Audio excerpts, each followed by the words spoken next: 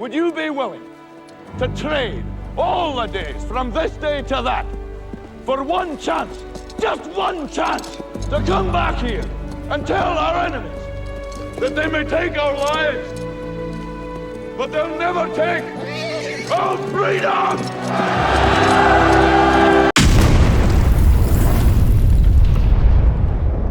Welcome to That Ain't Real. Today, we are talking about Braveheart, one of the most iconic historical epics ever made. I love this movie. You love this movie. There is nothing better than watching Mel Gibson getting bloody in face paint and screaming about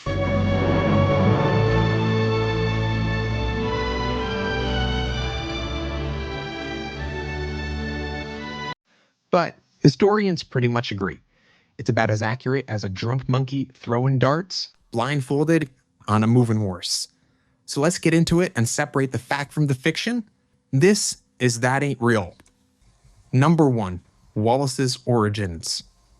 First, the childhood of William Wallace. In the movie, we see English soldiers murdering Wallace's father and brother, inspiring him to fight for Scottish freedom. But here's the truth. There is zero historical evidence any of that happened.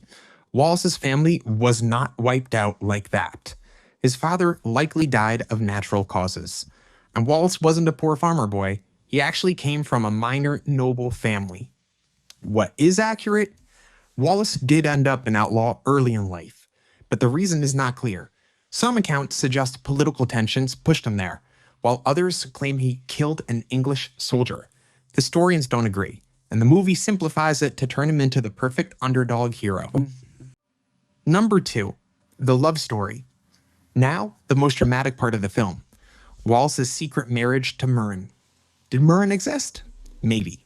But the only real source for her is a long epic poem called The Wallace, written by a bard named Blind Harry around 150 years after Wallace died. It's a nationalistic, highly dramatic retelling that mixes fragment of story with outright fiction. And it's where we first see the story of a woman named Marion or Murren being executed, and Wallace seeking revenge. Earlier, more reliable chronicles never mention her at all, which is why most historians treat the story as legendary rather than factual. And the secret marriage in the woods scene? Beautiful, emotional, historically accurate? Not even remotely. The idea that Wallace launched a national uprising because of a personal revenge story, great storytelling, but that's just not how revolutions work. Number 3, the blue face paint. We gotta talk about the blue face paint.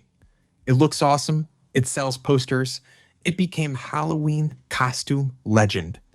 But it's also 1,000 years out of date. The blue war paint, called woad, was used by ancient tribes long before Wallace, not by medieval Scots. The Scots of Wallace's era had armor and chainmail, not spirit Halloween blue. It would be like watching a movie showing George Washington charging into battle wearing Roman armor. Visually epic, but historically ridiculous. Number 4, the Battle of Stirling Bridge. Now, let's get into the battles. Starting with the Battle of Stirling Bridge. In the movie, it's a massive open field clash with no bridge in sight.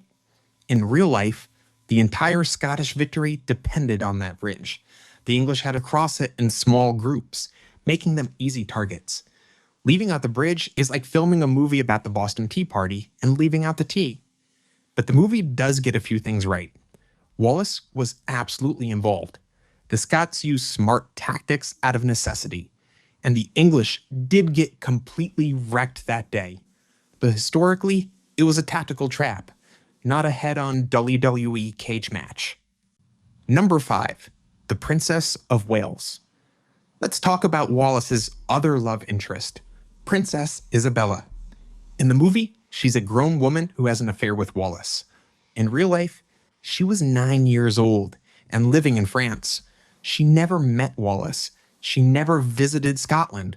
And she definitely did not get pregnant with his child. The entire subplot is Hollywood trying to add romance, tension, and a wildly inaccurate royal soap opera. Number 6, Edward Longshanks.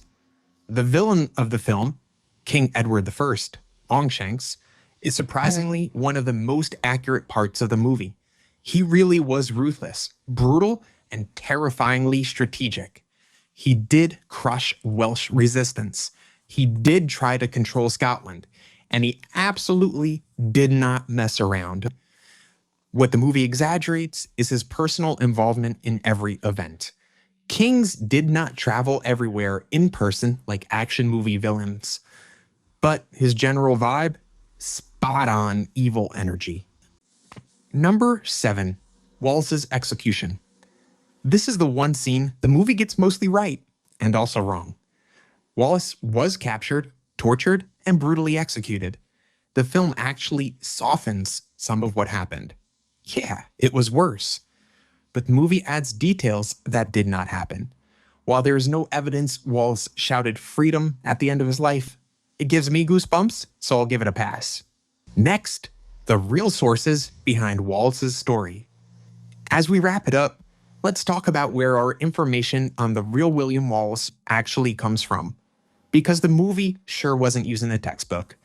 The most reliable accounts were written around the time of the events by English monks who lived near the Scottish border, like the Lannercross Chronicle and the Chronicle of Walter of Guiseberg.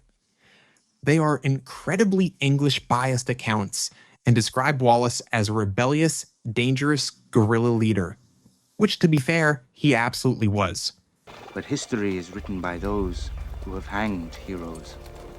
Then, over a century later, Scottish historian Walter Bower expanded on Wallace's story, adding more patriotism, but also more legend. And finally, we get Blind Harry's poem, The Wallace, written around 1477, the source of most of the myth, most of the drama, and ultimately inspiring the Hollywood blockbuster. Let's review. For all its fiction, Braveheart nails a few big things. Scotland was absolutely fighting for independence.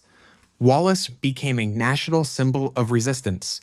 The English occupation really was harsh. The battles were brutal, muddy, and chaotic, even if the tactics were invented. The spirit of rebellion? Real. The timeline, the relationship, the costumes, the battles, the politics? Not so much. Is Braveheart historically accurate? Not even close. But is it an incredible movie? Absolutely.